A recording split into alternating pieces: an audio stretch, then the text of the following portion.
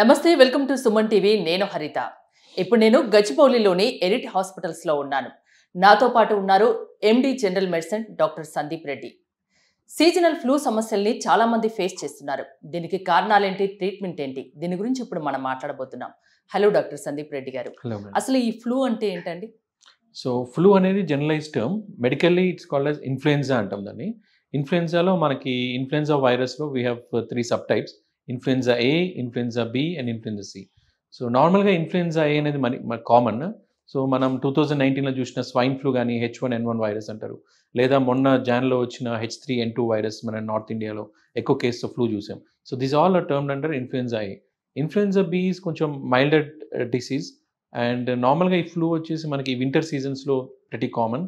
So మనకి October November నుంచి they go up to Jan Feb వరకు we see these kind of influenza cases. ఈ normal జలుబుకి ఫ్లూకి ఏంటండి డిఫరెన్స్ అసలు? కరెక్ట్. సో నార్మల్ జలుబు వచ్చేసి మనకి ముక్కు దిబ్బడ లేదా కొంచెం మైల్డ్ కాఫ్తో ప్లస్ గ్రాడ్యువల్ ఇన్ ఆన్సెట్ ఒక 2-3 రోజుల్లో స్లోగా స్టార్ట్ అవుతుందంటే అనిపిస్తుంది. అండ్ ఫ్లూలో మాత్రం it is not like that. It's sudden onset ఉంటుంది and high grade fever with chills ఉంటుంది, severe body pains, throat pain and extreme fatigue. అంటే మీకు డే టు డే యాక్టివిటీ చేసుకునేంత ఓపిక కూడా ఉండదు. So this difference is what we find in flu. So డెఫినెట్గా మీరు ఒకవేళ ఇంట్లో ఉండి ఒక 2 days అబ్జర్వ్ చేసి ఫీవర్ తగ్గట్లేదు, కాఫ్ తగ్గట్లేదు అనుకుంటే third day after 48 hours definitely meet a medical expert, take his opinion whether it's a normal cold or flu or ఇంకేమైనా ప్రాబ్లమ్స్ ఉన్నాయో దే విల్ డయాగ్నోస్. సీజనల్ వైజ్గా బాడీలో కూడా చేంజెస్ వస్తుంటాయి. అదేవిధంగా ఈ వైరస్లో కూడా చేంజెస్ ఉంటాయా, ఎందుకు? డెఫినెట్లీ. సో నార్మల్గా every season has different virus strain వస్తుంటుంది. సో మేము ఈసారి చూసిన వైరల్ ఈ ఫ్లూలో what we found is we have got cases of conjunctivitis, అంటే కళ్ళతో రావటం చూసాము, which is very communicable and బాగా స్ప్రెడ్ అవుతుంది. రెండోది వచ్చేసి క్రానిక్ కాఫ్. నార్మల్గా ఇదివరకు వచ్చిన ఫ్లూస్లో హార్డ్లీ 1 week ఆఫ్ కాఫ్ ఉండేది, but these time the cough is persisting for minimum 2 weeks to 3 weeks. Maybe the resistant of virus resistance పెరిగినా ఉండొచ్చు, లేదా మన పోస్ట్ కోవిడ్ మన ఇమ్యూనిటీ తగ్గిపోయినా ఉండొచ్చు. అంటే ఎలాంటి సిమ్టమ్స్ కనిపించినప్పుడు ఖచ్చితంగా మీలాంటి డాక్టర్ని కన్సల్ట్ అవ్వాలి? Persistent high grade fever with chills 104, 103 fevers వస్తున్నాయి, 3 daysలో కూడా తగ్గట్లేదు ఇన్స్పైట్ ఆఫ్ టేకింగ్ పారాసెటమాల్. రెండోది వచ్చేసి ఆయాసము, కొంచెం 2-3 అడుగులు వేయగానే ఆయాసంలో అనిపించినా కానీ, ఆక్సిజన్ లెవెల్స్ ఏమైనా డ్రాప్ అవుతున్నా కానీ మీరు కంపల్సరీ హాస్పిటల్కి రావాల్సి వస్తుంది. జనరల్గా ఎలాంటి వారిలో ఈ రిస్క్ ఎక్కువగా ఉంటుంది ఫ్లూ వల్ల? Correct. So age page less than 5 years or age more than 65 years, అంటే ఇన్ఫాంట్స్లో చిన్నపిల్లల్లో చాలా కామన్ ఈ ఫ్లూ అనేది. ఈ స్కూల్కి వెళ్ళే కిడ్స్కి కూడా ఫ్లూ బాగా స్ప్రెడ్ అయ్యే ఛాన్స్ ఉంది. They carry it home to the ఇంటికి తీసుకొని రావటం. రెండోది ఇంట్లో ఉన్న ఏజ్ ఓల్డ్ పేషెంట్ 65 years కానీ వాళ్ళకన్నా ఎక్కువ ఉన్న ఏజ్కి తొందరగా స్ప్రెడ్ అయ్యే ఛాన్స్ ఉంటుంది. రెండోది వచ్చేసి pregnant women has high chance of getting this flu. Third thing is మన ఆల్రెడీ లంగ్ ఇష్యూస్ ఉన్న పేషెంట్స్, అంటే ఆస్తమా కానీ సిఓపిడి కానీ కోవిడ్ వల్ల లంగ్ బాగా డ్యామేజ్ అయిన పేషెంట్స్ కానీ they have severe risk. And also మన డయాబెటిక్ పేషెంట్స్, ఆల్రెడీ ఇదివరకు లివర్ ట్రాన్స్ప్లాంట్, లంగ్ ట్రాన్స్ప్లాంట్ ఉండి కిడ్నీ ప్రాబ్లమ్స్, లివర్ ప్రాబ్లమ్స్ ఉన్న పేషెంట్స్ని we should definitely take care.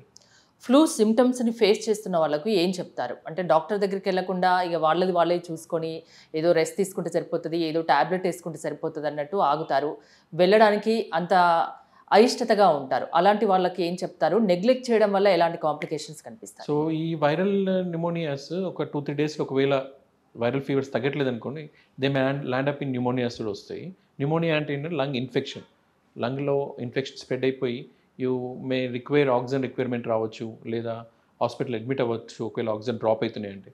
కొన్ని పేషెంట్స్లో వాట్ వీఆర్ సీన్ ఈజ్ ఆ వైరల్ ఫీవర్ ఒకవేళ 3-4 daysలో తగ్గట్లేదు అనుకోండి, వాళ్ళు హాస్పిటల్కి రావడం ఇష్టం లేక వాళ్ళే సెల్ఫ్ ట్రీట్మెంట్ తీసుకొని స్లోగా సెకండరీ బ్యాక్టీరియల్ ఇన్ఫెక్షన్స్ వస్తున్నాయి. ఆ వైరల్ ఇన్ఫెక్షన్ కాస్త బ్యాక్టీరియల్ ఇన్ఫెక్షన్ అయిపోయి they land up in much more severe disease. So మా కాంప్లికేషన్స్ వచ్చేసి న్యూమోనియా కాంప్లికేషన్, రెండోది వచ్చేసి ఎక్స్ట్రా పల్మనరీ కాంప్లికేషన్స్, అంటే కొంచెం మయోసైటిస్, మజిల్ పెయిన్స్ ఎక్కువ రావటము, లేదా పెరికార్డిటిస్, హార్ట్ మీద ఎక్కువ ఒత్తిడి పడటము, లేదా కొంతమందికి ఈవెన్ నర్వ్ వీక్నెస్ చూసాను, జీబీఎస్ అంటాం, Guillain Barre syndrome also is there. ఎలాంటి ఫ్లూస్ని ఈ మధ్య కాలంలో మీరు ఎక్కువగా చూస్తున్నారు? మీ దగ్గరికి వచ్చే పేషెంట్స్లో అంటే ఎలాంటి సిమ్టమ్స్ ఎక్కువ చూస్తున్నారు? సీజనల్ వైజ్గా వైరస్లో చేంజ్ వస్తుంది అంటున్నారు కదా, అందుకని.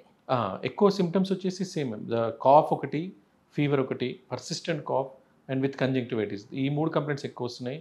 మీకు ఒకవేళ 3 రోజులు కానీ ఫీవర్ తగ్గట్లేదు, హై గ్రేడ్ ఫీవర్స్ వస్తున్నాయి, దగ్గు తగ్గట్లేదంటే definitely seek and medical emergency and we're here to help you out.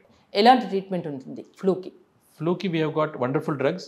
ఒసెల్టమావిర్ అనేది the drug of choice for flu. So నార్మల్గా we give it twice a day 75 mg 5 రోజులకి ఇస్తాము. సో పేషెంట్తో పాటు పేషెంట్ అటెండెంట్స్ కానీ హై రిస్క్ పీపుల్ ఇంట్లో ఉంటే we can give them prophylaxis. It's 75 mg daily once for 2 weeks. And we also got an vaccine for flu.